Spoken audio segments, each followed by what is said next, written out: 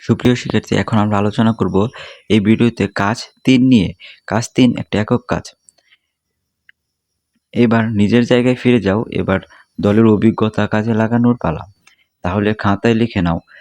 প্রশ্ন ১ তোমাদের একক কাজে মানে ৩ নম্বর কাজে তোমাদের প্রশ্ন বলা হয়েছে। ১ নম্বর প্রশ্নে দলের আলোচনা থেকে কোন কোন বিষয়গুলো সম্পর্কে নতুন করে জানলে? উত্তর: দলের আলোচনা থেকে যে বিষয়গুলো নতুন করে জেনেছি সেগুলোর পূর্বে প্রাথমিক চিকিৎসার ব্যবস্থা করতে হবে। যেমন ১ যেকোনো অনুষ্ঠানের পূর্বে জরুরি সহায়তা নেওয়ার জন্য কাউকে প্রস্তুত রাখতে হবে। সাঁতারের জন্য আরামদায়ক ও মানানসই পোশাকের ব্যবস্থা রাখতে হবে। সাঁতার প্রতিযোগিতায় লাইফগার্ডের উপস্থিতি নিশ্চিত করতে হবে। সাঁতারের জায়গায় লাইফগার্ডের নির্দেশনা মেনে চলতে হবে। খাবার রান্নার ক্ষেত্রে সর্বোচ্চ পরিচ্ছন্নতা ব্যবস্থা রাখতে হবে।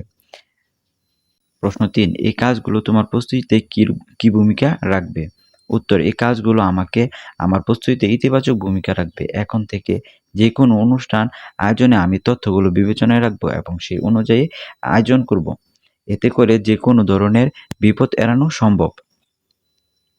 প্রশ্ন ৩ তোমার খাতায় চূড়ান্ত তালিকা তৈরি করো। উত্তর: নিচে চূড়ান্ত তালিকা উপস্থাপন করা হলো।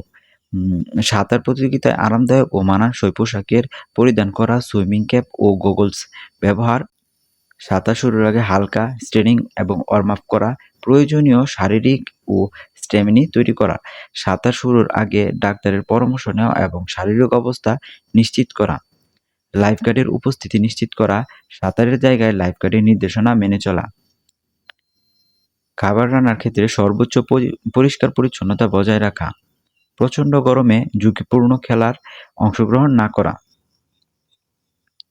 এখন আমরা একক কাজ ৪ পড়ব। একক কাজ ৪-এ বলা হয়েছে বনভোজনের দিনে চলে এসেছে। তোমরা সবাই সকাল সকাল পৌঁছে গেছো। সবাই বনভোজনের জায়গার আশেপাশে ঘুরে দেখছে। বেশি দূরে যাওয়া যাবে না, শিক্ষক তা বলে নির্দেশ দিয়েছে। এদিকে রান্নার জন্য দক্ষ রাঁধুনি কাজ করছে। তার সাহায্যকারী কয়েকজন শাকসবজি ও মুরগি কাটছে।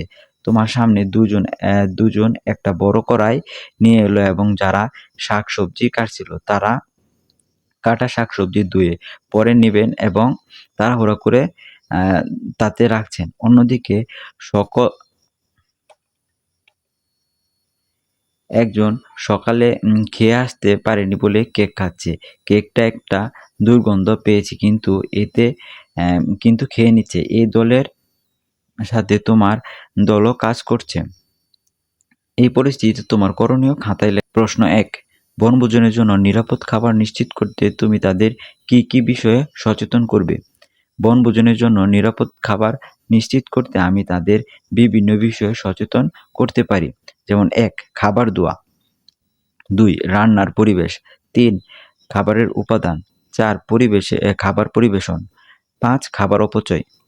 প্রশ্ন ২ কেন তুমি এই বিষয়গুলো সম্পর্কে তাদেরকে সচেতন করতে চাও? উত্তর: এই বিষয়গুলো সম্পর্কে সচেতন হওয়ার কারণ, নিরাপদ খাবার খাওয়া আমাদের স্বাস্থ্যের জন্য গুরুত্বপূর্ণ। অপরিষ্কার খাবার খেলে আমরা বিভিন্ন রোগে আক্রান্ত হতে পারি। বনভোজনে অনেক মানুষ একসাথে খাবার খায়, তাই নিরাপদ খাবার নিশ্চিত করা খুবই জরুরি। সচেতনতা বৃদ্ধি করলে আমরা সকলে সুস্থ নিরাপদে বনভোজন উপভোগ করতে পারবো। তো সুপ্রিয় শিক্ষার্থী, আমরা এই পার্টে আলোচনা করলাম একক কাজ ৩ এবং ৪ নিয়ে। আমরা পরবর্তী ভিডিওতে কাজ ৫, ৬ এবং ৭ নিয়ে আলোচনা করব।